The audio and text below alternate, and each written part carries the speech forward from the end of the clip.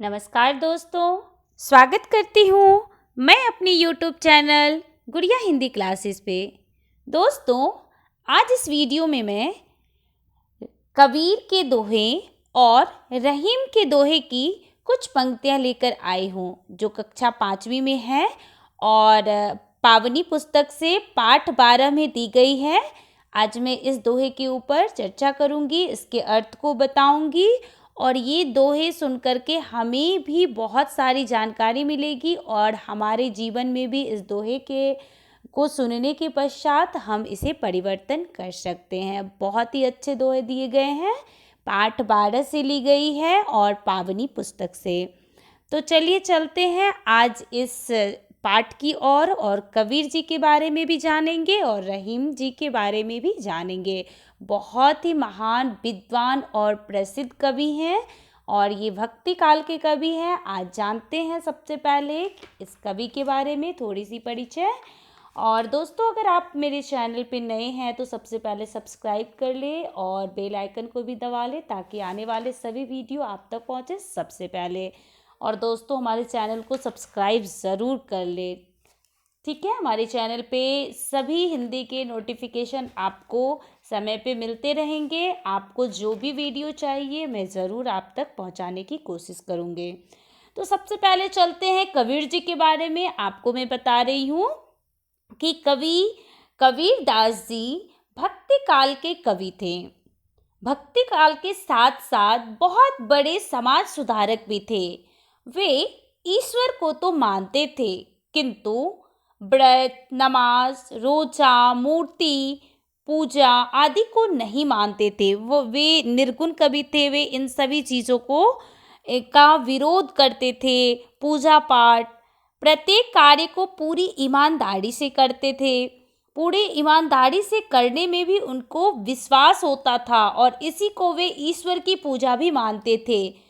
वे पढ़े लिखे नहीं थे। और रहीम जी के बारे में, रहीम कवि के साथ साथ एक वीर योद्धा भी थे। इनका पालन पोषण बादशाह अकबर की देखरेख में हुआ था। इनका पूरा नाम अब्दुल रहीम खान खाना है। इन्हें अरबी, फारसी, अवधी, ब्रज भाषा आदि अनेक भाषाओं का ज्ञान था। तो आज हम इसी दोनों महान कवि के बारे में, इनके लिखे गए कुछ दोहे की पंक्तियों को आप सबों तक बताने की प्रयत्न कर रही हूँ। आप लोग ज़रूर इसे अच्छे से सुनिए और अच्छे से समझने का प्रयत्न कीजिए। काल करे सो आज कर, आज करे सो अब, पल में पड़ ले होएगी, बहुड़ी करेगो कब। अर्थात कवि जी क्या कहते हैं, कबीरदास जी का कहना है कि जो कल करना है उसे आज करो और जो आज करना है उसे अभी करो। जीवन बहुत छोटा होता है, अगर पल भर में समाप्त हो गया तो क्या करोगे। इसलिए वो कहते हैं काल करे सो आज कर, आज करे सो अब, पल में पड़ले होएगी, बहुरी करोगे कब। दूसरी पंक्ति है, ऐसी बानी बोलिए मन का आपा खोय, और इनको शीतल करे आपहु शीतल होय। अर्थात कबीर जी कहते हैं कि प्रत्येक मनुष्य को ऐसी भाषा बोलनी चाहिए जो श्रोता अर्थात सुनने वाले के मन को आनंदित करे, यानी कि अच्छी लगे। ऐसी भाषा सुनने वालों को तो सुख का अनुभव कराती ही है, इसके साथ स्वयं का मन भी आनंद का अनुभव करता है। ऐसी ही मीठी वाणी के उपयोग से हम किसी भी व्यक्ति को उसके प्रति हमारे प्यार और आदर का एहसास करा सकते हैं। अर्थात कबीर का क्या कहना है, ऐसी बानी बोलिए मन का आपा खोय, और इनको शीतल करे आपहु शीतल होय। अगली लाइन है, अति का भला ना बोलना, अति की भली ना चूप, अति का भला ना बरसना, अति की भली ना धूप। अर्थात कबीरदास जी कहते हैं कि ना तो अधिक बोलना अच्छा है, ना ही जरूरत से ज्यादा चुप रहना ही ठीक है। जैसे बहुत अधिक वर्षा भी अच्छी नहीं होती और ना बहुत अधिक धूप भी अच्छा होता है। इसलिए जितना ज़रूरी होता है उतना ही बोलना चाहिए। अति का भला ना बोलना, अति की भली ना चूप, अति का भला ना बरसना, अति की भली ना धूप। अगली पंक्ति है, बड़ा भया तो क्या भया, जैसे पेड़ खजूर, पंथी को छाया नहीं, फल लागे अति दूर।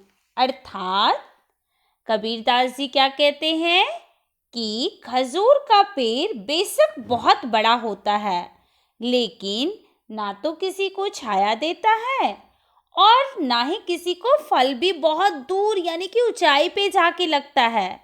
इसी तरह अगर आप किसी का भला नहीं कर पा रहे हैं तो ऐसे बड़े होने से भी कोई फायदा नहीं है।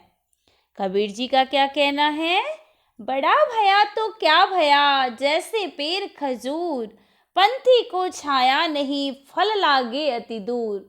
बड़े तो हो गए हो, लेकिन इतने ऊंचाई पे चले गए हो कि आपको आपके जो फल हैं वो तोड़ने में और आप किसी का भला भी नहीं कर पा रहे हो। तो उसका क्या कहना है, ये जो अगर बड़े भी होने से भी अगर आप किसी के अच्छे नहीं कर सकते हो तो उसका बड़ा होने से कोई तात्पर्य ही नहीं बनता है, कोई फायदा ही नहीं होता है।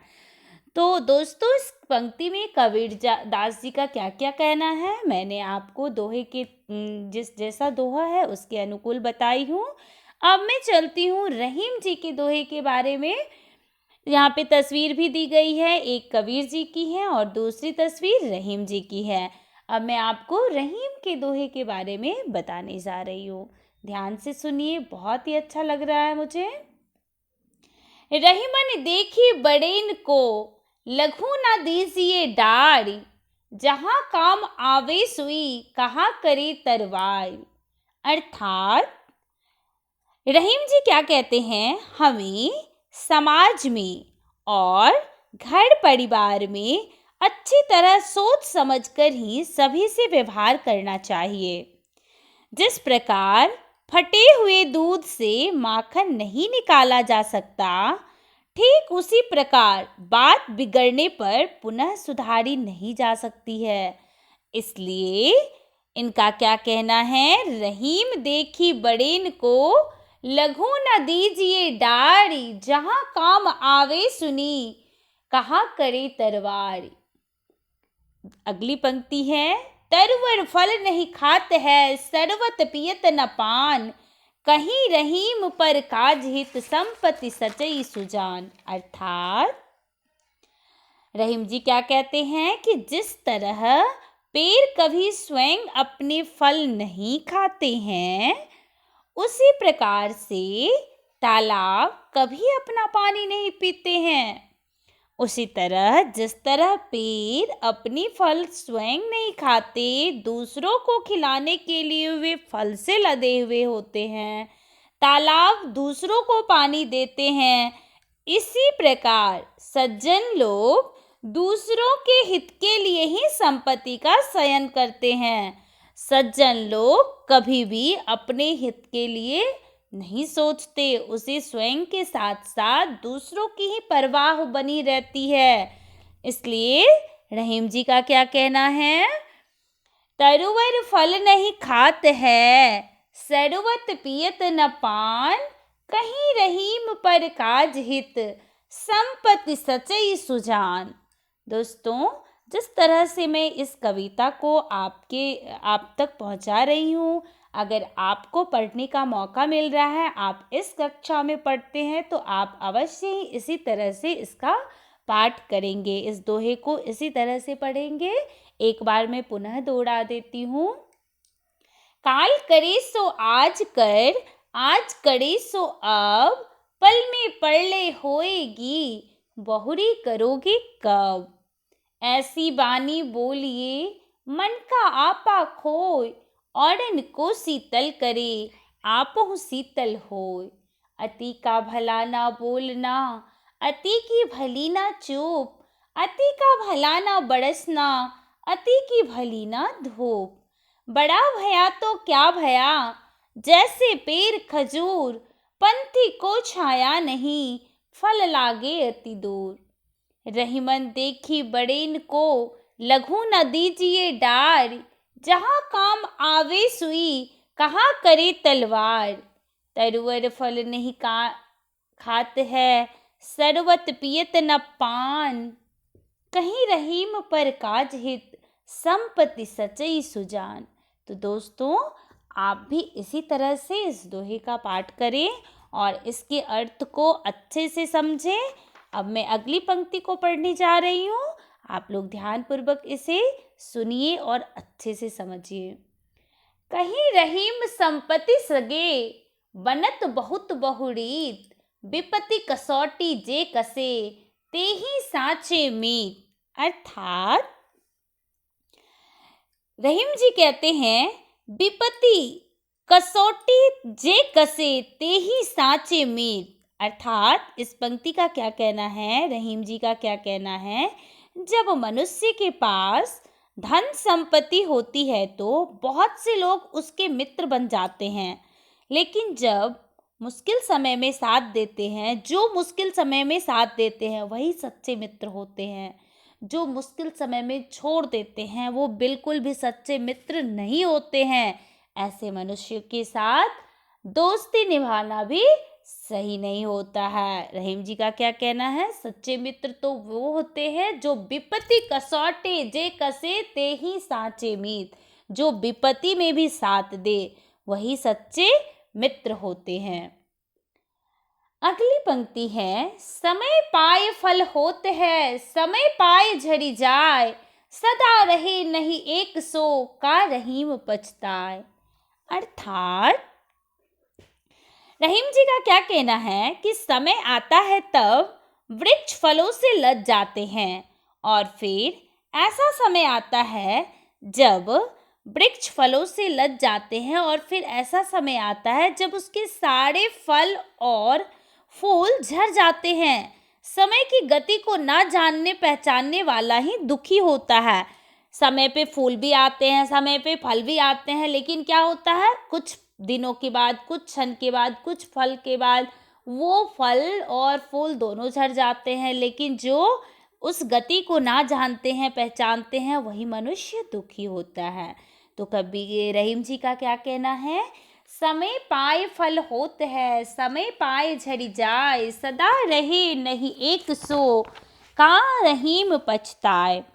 अर्थात इस पाठ से, इस दोहे को जानने के पश्चात हम सबों ने यही जाना है, मनुष्य को चाहिए कि यदि दीवार पर भी उपदेश लिखा हुआ मिले तो उसे अवश्य ही ग्रहण करना चाहिए। छोटे बड़े का भेदभाव ना करना, परोपकार के लिए संपत्ति का संचय करना, मित्र के लक्षण समय की महत्ता, आलस्य त्याग, मधुर वाणी ही महत्ता, अति का दुष्परिणाम बड़प्पन की पहचान। इस पाठ से हमें यही सीख मिलती है। तो दोस्तों, आज हमने जाना है कबीर और रहीम जी के दोहे की कुछ पंक्तियाँ। तो मुझे बहुत ही अच्छा लग रहा है आप सबों तक इसके अर्थ को बता करके मैंने इसके भावार्थ आप सबों को समझाई हूँ। और दोस्तों, मैं चाहती हूँ कि आप सभी इस वीडियो को अवश्य देखिए, आप भी सुनिए और इसके अर्थ को समझिए और हमें ढेर सारी कमेंट कीजिए कि आपको यह वीडियो कैसा लगा।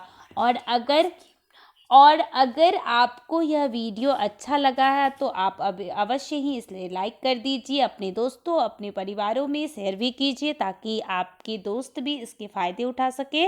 और अवश्य हमारे चैनल को सब्सक्राइब कर ले ताकि आने वाले सभी वीडियो आप तक पहुँचे सबसे पहले। थैंक यू दोस्तों, बहुत बहुत धन्यवाद आप सबों का, और मिलते हैं नए वीडियो के साथ अगले वीडियो में। तब तक के लिए धन्यवाद।